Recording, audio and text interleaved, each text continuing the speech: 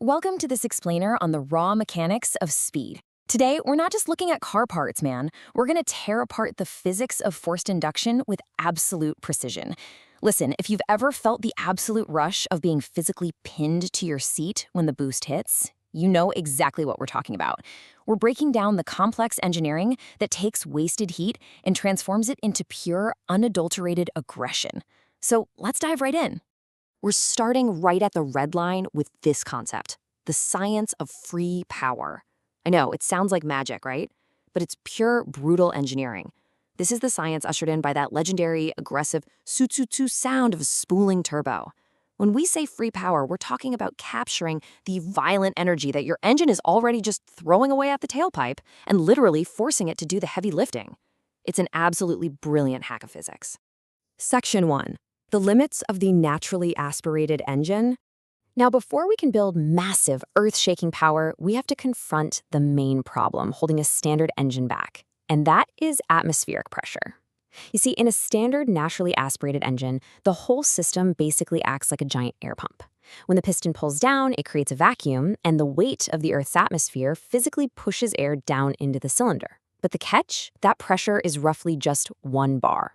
That's it. It's like this invisible enemy holding your engine hostage. It acts as a hard physical ceiling on your horsepower. So here's the ultimate dilemma in going fast. A standard engine totally relies on that weak atmospheric pressure. To get more power, you naturally need more air, right?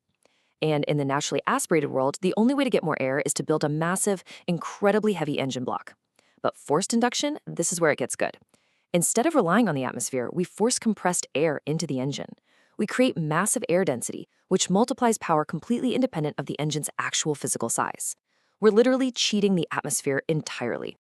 Section 2. The turbine. Generator of free power. This brings us to the ultimate mechanical savior, the turbocharger. It's a bolt-on masterpiece that completely changes the rules of the game. Let's trace the exact path of the power here. Step 1, your engine produces searing hot, expanding exhaust gases. But instead of just dumping them, we route them through a metal housing to violently spin a turbine wheel. Guys, we are talking hundreds of thousands of RPMs. The metal literally glows red hot. Step 2, that turbine is connected by a solid steel shaft to a compressor wheel over on the cold side.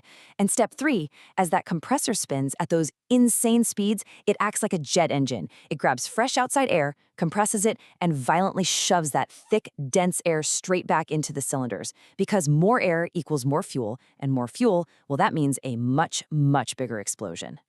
Section 3. Thermodynamics. The intercooler and the blow-off valve.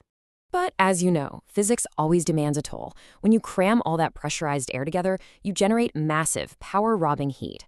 Hot compressed air has a super high temperature, meaning the air molecules spread way apart. It's low density, so your power becomes weak. And worse, you risk dangerous engine detonation.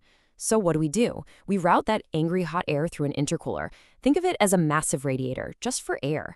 It aggressively chills it down. Cold air is incredibly dense. Those oxygen molecules pack tightly together, which gives us maximum power potential for a massive, violent power stroke.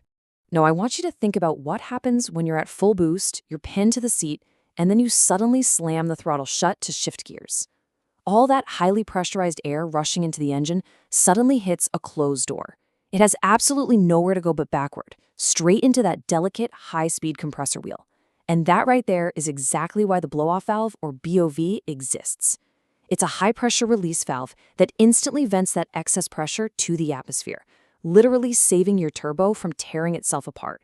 And hey, as a beautiful side effect, it gives us that glorious, aggressive STUTUTU acoustic signature that every single car fan absolutely loves. Section 4. Turbo Evolution. Victory over turbo lag. Now look, early turbo systems were far from perfect. The brutal reality is that forced induction isn't instantly there out of the box. There is a mechanical hesitation known as turbo lag. It's that agonizing, frustrating fraction of a second, or sometimes way longer, where you just bury the gas pedal into the floor and wait. You're literally waiting for the exhaust pressure to finally wake up that heavy turbine wheel. Nothing happens, and then suddenly, boom, all the power hits you like a sledgehammer. It's a wild feeling, sure, but honestly, it's terrible for getting around a track fast. Thankfully, modern engineering absolutely obliterates this lag.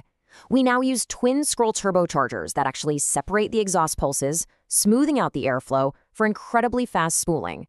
But man, the most aggressive, beastly solution has to be the anti-lag system, which was born right in rally racing. When the driver lifts off the throttle, the engine computer intentionally dumps raw, unburned fuel straight into the blistering hot exhaust manifold. The fuel instantly detonates with incredible violence, shooting flames right out the pipe. These continuous explosions keep the turbine spinning at maximum RPM even when you are totally off the gas. It is pure, controlled mechanical violence, and it's awesome. Which brings us to a final thought here. We're obviously entering an era of instant torque from silent, sterile electric motors. And yeah, for sure, they are incredibly fast. But when you look at the sheer engineering brilliance of what we've covered today, it really forces us to ask a question. Can anything ever truly replace the visceral mechanical violence, the intense heat, the sound, and the pure engineering soul of a turbocharged internal combustion engine? The mastery of fire and air that we've just explored is something truly special. Keep that in mind the next time you hear a turbo spooling up on the street. Thanks for hanging out for this explainer.